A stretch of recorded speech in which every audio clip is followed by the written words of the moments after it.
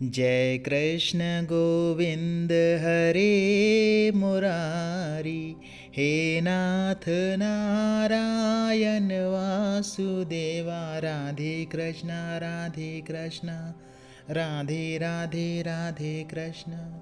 ओम नमो नारायण, ओम नमो भगवते वासुदेवाय। जय श्री कृष्ण, राधे राधे, जय माता दी, हर हर महादेव, जय भोलेनाथ। एक सवाल हमारे मन में दौड़ता रहता है। एक तो जब आप देखते हैं कि आपके दीपक में फूल बन रहा है तो बहुत प्रसन्नता होती है हमारे मन में। कहीं ना कहीं हमें ये विश्वास होने लगता है कि हमारी पूजा भगवान स्वीकार कर रहे हैं, और ऐसा होता भी है। जो देवी देवता हैं वो आपकी पूजा स्वीकार कर रहे होते हैं। जो देवी देवता हैं वो कहीं ना कहीं ऊर्जा उनके आसपास होती है, जिसके कारण से एनर्जी एक साकार रूप लेती है, ऊर्जा एक साकार रूप लेती है। कहीं ना कहीं आप एक संतुलन की अवस्था में होते हैं पूजा में। शुरू शुरू में मन विचलित भी होता है, शुरू शुरू में हमारी ऊर्जा बिखरती भी है। हम बहुत कोशिश करते हैं लेकिन कभी हमारा मन भटक जाता है, कभी कुछ व्यवधान आ जाता है। हम एक कंसंट्रेशन होके ध्यान लगाकर अपनी पूजा नहीं कर पा रहे होते हैं या अपना जाप नहीं कर पा रहे होते हैं। लेकिन फिर एक ऐसी अवस्था आ जाती है जहाँ पर हमारी ऊर्जा संतुलित होने लगती है, और ऐसे में हमारे दीपक में बहुत सुंदर सा फूल बनना शुरू हो जाता है। अब सवाल ये पैदा होता है कि जो फूल बनता है, कभी कभी फूल बच जाता है दीपक में, कभी कभी भस्म बन जाता है। जैसे अखंड ज्योत में जब हम दीपक जलाते हैं तो उसमें बहुत सारे फूल बनते रहते हैं, तो हमें फूल कभी कभी हटाना भी पड़ता है, क्योंकि अगर हम नहीं हटाएंगे तो हमें ऐसा लगता है कि हमारा दीपक कहीं बुझ ना जाए। क्योंकि जब बाती ऊपर हम करेंगे तो बाती ऊपर करने में फूल हटाना ही पड़ेगा। तो उन फूलों का हम क्या करें? दूसरा सवाल हमारे मन में ये पैदा होता है कि जब हम दीपक जलाते हैं, नित्य दीपक जलाते हैं, और दीपक जलाने में जो बाती बच जाती है उस बाती का हम क्या करें? कुछ लोग तो ऐसे भी थे जो कमेंट में कह रहे थे कि हम शाम की बाती सुबह जला देते हैं, सुबह की बाती बच जाती है तो शाम को जला देते हैं। ऐसा मत करिए, क्योंकि जब भी हम दीपक जलाते हैं तो दीपक हम भगवान को समर्पित करते हैं। जब हम भगवान को दीपक समर्पित करते हैं तो वही बाती को आप दोबारा नहीं जला सकते, क्योंकि वो चीज़ समर्पित हो गई। ये वैसा ही हो जाएगा कि एक बार जैसे आप भगवान को फूल अर्पित कर देते हैं, समर्पित कर देते हैं, फिर से दोबारा से वही फूल उठा के आप दोबारा से समर्पित कर रहे हैं, तो ठीक वैसा ही हो जाता है। तो जली हुई बाती, प्रयोग में आई हुई बाती को दोबारा प्रयोग नहीं करना है। जो बाती बच जाती है उस बातियों को आप किसी भी एक डब्बे में एकत्र करते रहिए, इकट्ठा करते रहिए। आप उसे विसर्जन के सामान में, जैसे आप पूजा का जो भी विसर्जन का सामान होता है, कहीं नदी में या बहते हुए पानी में डालते हैं, वैसे डाल सकते हैं, या फिर कोई पवित्र जगह पे, मतलब जहाँ पे कोई गंदी चीज़ ना फेंकी जाती हो, वहाँ पे खेत वगैरह में कहीं पे खोद के गाड़ सकते हैं, या फिर अपने घर के गमले में ही गाड़ सकते हैं। कुछ दिन में और वो अपने आप ही गल के ख़त्म हो जाएगा। या फिर आप किसी जगह पे घर के आसपास ही उन सारी बातियों को एक साथ जला दीजिए। जब वो भस्म जैसी बन जाएंगी तो उसे गमले में डाल दीजिए, या फिर मिट्टी में कहीं ऐसी जगह फेंक दीजिए जहाँ पे किसी का पैर ना पड़े। तो इस प्रकार से आप उनका विसर्जन कर सकते हैं। बातियों का विसर्जन ही करना है, उनको रखना नहीं है सुबह के लिए, शाम के लिए, कि सुबह जलाया तो बच गई तो हम शाम को जला देंगे, ऐसा नहीं है। और ये भी नहीं कि सुबह का घी बच गया तो हम शाम को जला देंगे। वो दीपक अर्पित हो जाता है, फिर वो चाहे पूरा जल पाए चाहे ना जल पाए, उसका प्रयोग शाम को नहीं करना है। वैसे ही अगर घी बच जाता है दीपक में, वैसे ही अगर तेल बच जाता है दीपक में, तो उसका प्रयोग दोबारा से मत करिए। दोबारा से वही घी का दीपक मत जला दीजिए, दोबारा से वही तेल का दीपक मत जला दीजिए। क्योंकि जो भी चीज़ हम भगवान के पास अर्पित कर देते हैं, समर्पित कर देते हैं, प्रयास करिए कि वो दोबारा, प्रयास क्या, उनको दोबारा आप अर्पित नहीं कर सकते, क्योंकि जो चीज़ एक बार चढ़ गई उसे दोबारा उठा के नहीं चढ़ाना है। कुछ चीज़ें ऐसी होती हैं जिन्हें हम कर सकते हैं अर्पित, जैसे कि तुलसी का पत्र होता है तो हम उसे साफ करके दोबारा से भगवान को अर्पित कर सकते हैं, उसको गंगा जल से पवित्र करके फिर से अर्पित कर सकते हैं। लेकिन हर चीज़ नहीं कर सकते आप। ऐसा नहीं है कि आपने भोग कुछ अर्पित किया था फिर दोबारा से वही भोग उठा के उन्हें फिर से अर्पित कर दें। कोई पुष्प अर्पित किया था वही से पुष्प उठा के दोबारा से अर्पित कर दें, क्योंकि ये बहुत बेसिक चीज़ें ज़्यादातर लोगों को पता है।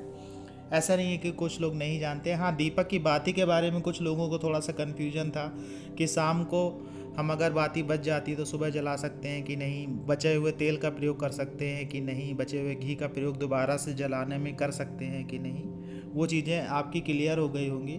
अब ये सवाल रह जाता है कि अगर हम दीपक जलाते हैं, उसमें फूल बनता है और फूल बच जाता है तो हम उसका क्या करें। देखिए, 2-3 चीज़ें हैं। पहला तो ये है कि आप चाहो तो उसे विसर्जित कर दो, जिस प्रकार से, क्योंकि नवरात्रि में बहुत सारे फूल इकट्ठा हो जाते हैं, उनका प्रयोग उतना ज़्यादा आप नहीं कर पाते हैं, तो उन्हें विसर्जित कर सकते हैं पूजा की सामग्री के साथ में। दूसरा, उसे आप रख लीजिए। बहुत सारे घर ऐसे हैं जहाँ पे काजल का प्रयोग होता है, आप उसे काजल के रूप में प्रयोग कर कीजिए तो बहुत असरदायक होता है वो। बहुत सारी बीमारियों में जो आँखों में हो जाती हैं, अगर आप उस काजल का प्रयोग करते हैं तो बीमारी स्वतः ही ख़त्म होना शुरू हो जाती है। और उस बने हुए काजल को, जैसे छोटे बच्चों को अगर आप लगा देते हैं, आपने देखा होगा बहुत सारे बच्चों को छोटे में काजल लगाते हैं जिससे उन्हें नज़र ना लगे, जिसे नज़र का टीका भी कह सकते हैं। तो ये नज़र के टीके के रूप में भी कार्य करता है और बहुत अच्छे से कार्य करता है, क्योंकि इसमें आपकी ऊर्जा लगी होती है, आपके पूजा की ऊर्जा लगी होती है, आपके जप की ऊर्जा लगी होती है। तो नज़र के टीके के रूप में आप इसका प्रयोग कर सकते हैं। एक और भी चीज़ है जिसमें आप इसका प्रयोग कर सकते हैं, ये एक आकर्षण का भी काम करता है। आकर्षण का काम कैसे करता है कि इसका बहुत छोटा सा, जैसे ज़्यादा बड़ा टीका तो आप नहीं लगा पाएंगे, लेकिन छोटा सा टीका आप माथे में आज्ञा चक्र पे अगर लगाते हैं तो जहाँ पे भी जाएंगे तो वहाँ आप आकर्षण का केंद्र रहेंगे। लोग आपको महत्व देंगे, आपकी बात को समझेंगे, आपकी बात से सहमत होंगे। सबसे बड़ी बात ये होती है कि आप जो भी बातें बताएंगे उससे सहमति बनेगी, आपसे लोग जुड़ना शुरू हो जाएंगे, आप लोगों को प्रभावित कर पाएंगे और आपका प्रभाव लोगों के अंदर बढ़ेगा। एक तरह से आप ये समझ सकते हैं कि आपकी प्रसिद्धि जैसी बढ़ेगी। एक इसका प्रयोग और है, और एक इससे बचाव भी बहुत बड़ा होता है कि कोई भी नकारात्मक शक्ति आपके ऊपर हमला नहीं कर सकती है अगर आपके पास में ये टीका लगा हुआ है। अगर आपको ऐसा लगता है कि माथे पे टीका नहीं लगा सकते हैं, कुछ ऐसा जॉब होता है या फिर कहीं कुछ इस प्रकार से आप रहते हैं जहाँ पे माथे में टीका लगा के नहीं रह सकते हैं, तो आप हृदय में लगा सकते हैं। आप अपने चेस्ट पे टीका कहीं पे ऐसे लगा सकते हैं जो दिखाई ना पड़े। अगर आप ये टीका लगा के बाहर निकलते हैं तो निश्चित मान लीजिए कि कोई भी बुरी शक्ति, कोई भी बुरी नज़र और कोई भी बुरी हवा आपको टच नहीं कर पाएगी, बशर्ते आप जप करते हो, बशर्ते आप पूजा पाठ अच्छे से करते हो। क्योंकि जब आप पूजा पाठ अच्छे से करेंगे, जब आप जाप अच्छे से करेंगे तो आपकी चारों तरफ एक एनर्जी का सर्किल बनता है और ये दीपक उसी सर्किल से कनेक्टेड रहता है। और आपकी संतुलन की अवस्था, एक ऐसी अवस्था जिसमें आपका जप बढ़ रहा होता है, एक ऐसी अवस्था जिसमें आपकी आध्यात्मिक ऊर्जा बढ़ रही होती है, एक ऐसी अवस्था जिसमें आपका तपोबल बढ़ रहा होता है, ये सारी चीज़ें मिलके एक आकार लेती हैं। एक आकार आपको फूल के रूप में दिखाई पड़ता है, वो कहीं ना कहीं एक संतुलन दिखाता है। कभी कभी बहुत विचित्र सी आकृति बन जाती है तो उसे फूल नहीं समझना चाहिए। कभी कभी क्या होता है कि उसमें कुछ भी ऐसा बन जाएगा जो देखने में कुछ समझ नहीं आएगा, तो उसको ये मत समझिए कि ये फूल ही बना है, ऐसा मत सोचिए कि ये फूल ही बना। कुछ बन गया है, बस बन गया तो बन गया। कभी कभी हमारी ऊर्जा हमारी संतुलन में नहीं होती है, कभी कभी कुछ ऐसी हवाएं लगी रहती हैं, कभी कभी कुछ नेगेटिविटी होती है जिसके कारण से ऐसी चीज़ें हो सकती हैं, उसका आकार बिगड़ सकता है। लेकिन बहुत अच्छा सा हृदय जैसा कोई आकृति बन जाती है तो निश्चित मान लीजिएगा कि आपकी ऊर्जा संतुलन की अवस्था में है। और ये पूजा के समय बने तो ही इसका महत्व होता है। जैसे हर गोल पत्थर को आप शिवलिंग की संज्ञा नहीं दे सकते हैं, उसी तरह से कुछ लोग अभी ऐसा सोचेंगे मिट्टी के तेल में जलाया तो बना था, तो उसके बनने का कोई महत्व नहीं जब तक ये आपकी पूजा में दीपक में ना बने, पूजा के दीपक में ना बने। और जब आप पूजा कर रहे हो, जप कर रहे हो, उस समय ना बने, तब तक उसका कोई महत्व नहीं होता है।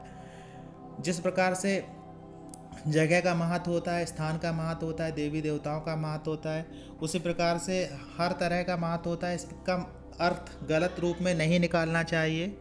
गलत रूप में अगर आप अर्थ निकालेंगे तो उसकी बात कुछ और होती है और लोग समझते कुछ और हैं।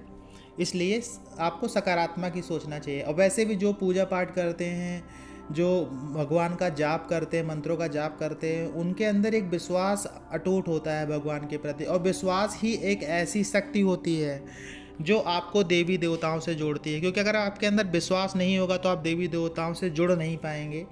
और शक्तियाँ भी ऐसी होती हैं जो आपके विश्वास को हमेशा एक तरह से परीक्षा लेती रहती हैं आपके विश्वास का, आपके जीवन में कठिनाइयाँ पैदा करती हैं, फिर भी आप नहीं टूटते, भगवान से जुड़े रहते हैं, उनकी पूजा पाठ करते रहते हैं, जाप करते रहते हैं। शक्तियाँ परीक्षा भी लेती रहती हैं, जिससे आप टूट जाओगे तो एक तरह से आपकी तपस्या भंग सी हो जाती है। लेकिन अगर आप लगे रहते हो, भगवान के प्रति अटूट विश्वास बनाए रहते हो, तो आपकी चीज़ें भी सच में बनना शुरू हो जाती हैं, आपके साथ में उनकी कृपा आना शुरू हो जाती है, आपके जीवन में बदलाव होना शुरू हो जाता है। आशा ये जानकारी आपको अच्छी लगी होगी। जानकारी अच्छी लगी हो तो वीडियो को लाइक करिएगा, कमेंट में जय माता दी, जय श्री कृष्णा, हर हर महादेव लिखिएगा। मिलते हैं आपसे अगले वीडियो में नई जानकारी के साथ में, तब तक के लिए जय श्री कृष्णा।